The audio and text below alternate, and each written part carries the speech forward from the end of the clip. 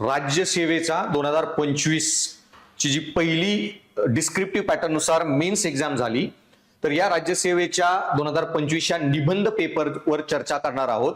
निबंधाचे topic कुठले आले आणि त्या टॉपिकमध्ये काय एक्सपेक्ट होतं तुम्ही लिहिणं, हे आपण आज या लेक्चरमध्ये डिस्कस करूयात. आणि ह्या लेक्चरचं जे निबंधाचे टॉपिक आहे त्याचे जे स्वरूप आहे यावर आपण चर्चा करूयात. आणि या अगोदर की आपण हे टॉपिक बघूयातच, पण दार्शनिक एमपीएससी प्लॅटफॉर्मवर आपण निबंधाच्या 2 बॅचेस घेतलेल्या आहेत, इथिक्सच्या 3 बॅचेस आपण घेतलेल्या आहेत, आन्सर रायटिंगची पण 1 बॅच ऑलरेडी आपली झालेली आहे.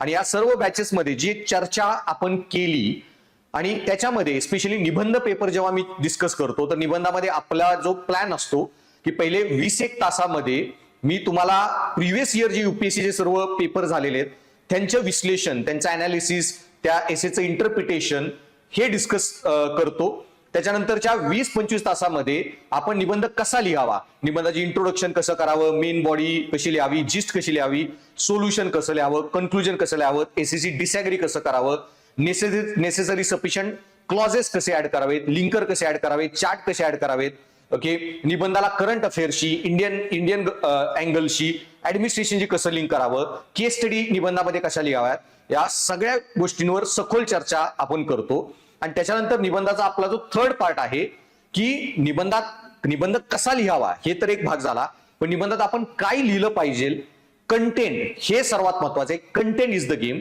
आणि त्याच्यामध्ये मी माझ्या युपीएससीच्या स्टुडंट्सला गेली 7-8 वर्ष निबंध शिकवताना मग ह्याच वेगवेगळ्या थीम शिकवतो, जसे की gender based essays, then science, reason, spirituality based essays, त्याच्यानंतर टेक्नॉलॉजी बेस्ड एसेज, असे वेगवेगळ्या themes, Gandhian code based essay, education based essays वगैरे. आणि त्याचबरोबर एक फिलॉसॉफी, जो इथिक्स पेपरमध्येच बरेच एसे कव्हर होतात. आणि अशा 7-8 थीम्स केल्यानंतर तुम्हाला नक्कीच की निबंध कसा लिहायचा आणि निबंधात काय लिहायचं दोन्हीचं सखोल ज्ञान मिळतं. आणि मी दरवेळी स्टुडंट्सला क्लासमध्ये हे सांगतो, युपीएससीच्या स्टुडंटला सांगतो की तुमच्या सेक्शन ए मधले 4 पैकी मिनिमम 1 एसे आणि सेक्शन बी मधला 4 पैकी मिनिमम 1 तरी आपल्या क्लासमध्ये डायरेक्ट डिस्कस केलेला किंवा ओव्हरलॅपिंग एसे असणारच. आणि याचीच प्रचिती इव्हन 2025च्या जो राज्यसेवेचा निबंधाचा पेपर झालेला आहे याच्यातले 4-5 टॉपिकवर आपण क्लासमध्ये ओके खूप चर्चा केली होती.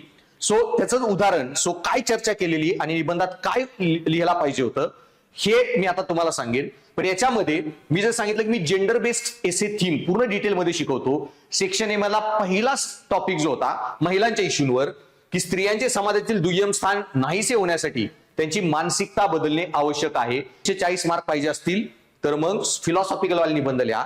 करुणेशिवाय ज्ञान हे शस्त्र बनते, knowledge without compassion becomes weapon. आता हा पण निबंध मी इथिक्स मध्ये मी ज्या थीम सांगितल्या, निबंधात 8-10 थीम्स येतात, त्यात एक थीमच मी सांगतो, इथिक्स पेपरचाच अख्खा निबंध येईल. जसे युपीएससीत आलेले विजडम फाइंड्स ट्रूथ, ज्ञान सत्य शोधते. मग ज्ञान म्हणजे काय, सत्य म्हणजे काय, जे इथिक्सच्या पेपरमध्ये आपण चर्चा करतो तीच इथे वापरायची. सो इथं करुणेशिवाय ज्ञान हे शस्त्र बनते.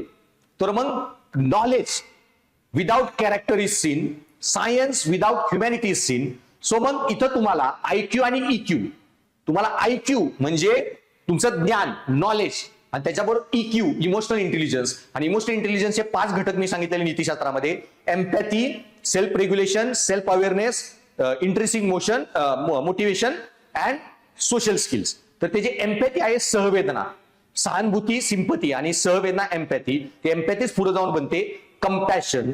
तर कंपॅशन आणि आयक्यू दोन्ही एकत्र आलं पाहिजे. IQ without compassion is very dangerous. आणि नुसतीच कंपॅशन विदाउट आयक्यू ते पण गरजेची नाही, की तुम्हाला आयुष्यामध्ये पैसा वगैरे कमवण्यासाठी आयक्यू गरजेचा असतो. तुम्हाला जर दुर्बल घटकांप्रती काही वाईट वाटत आहे आणि त्यांचे प्रश्न सोडवायचे आहेत तर बुद्धी लागणार आहे. बुद्धीने सोडू शकता आणि बुद्धीने पैसे कमवून पैशाने सोडू शकता. ओके, तो मला जनावरांबद्दल स्पेशली कुत्र्यांबद्दल हे वाटते कंपॅशन. पण मग कुत्र्यांचे प्रश्न सोडवू कसे हे सोडण्यासाठी मला बुद्धी पण लागणार आहे. आणि त्यांच्यासाठी एखादं डॉग फार्म बनवायचं म्हणलं तर त्यासाठी मला कुत्र्यांसाठी मला हे जे आहे पैसा तो पण लागणार आहे, जो नॉलेज देऊ शकतो.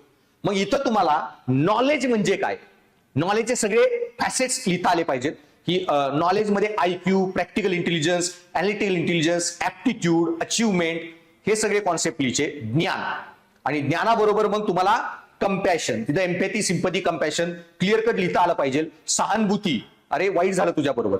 सहवेदना, अरे रे रे खूप वाईट झालं, मी त्या परिस्थितीतून गेलेलो, मला माहितीये तुला काय वाटत असेल. सहवेदना. आणि नुसतंच वाईट न वाटून घेणं दुसऱ्याबद्दल, त्याचे प्रश्न सोडवणे.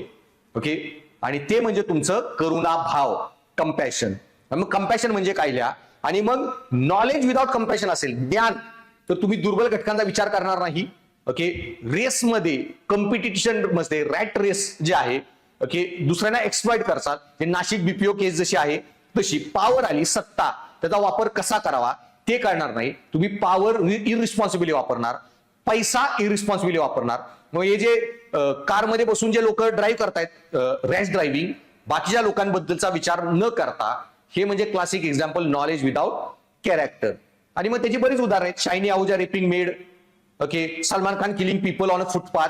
आणि हा भारतीय समाजापुढचा खूप महत्वाचा इश्यू आहे आजकाल, नॉलेज विदाउट कंपॅशन. माझा मी पैसा कमाला, माझा मी श्रीमंत झालो, ओके, माझी दुसरी कुठलीही सामाजिक जबाबदारी नाही, पर्यावरणीय जबाबदारी नाही, ही वृत्ती जी भारतात किंवा समाजात वाढत आहे. सो खूप ऑसम निबंध विचारलेला आहे. लॉजिकल, करुणेशिवाय ज्ञान हे शस्त्र बनते. सो दॅट्स ऑल, की काय टॉपिक आलेले,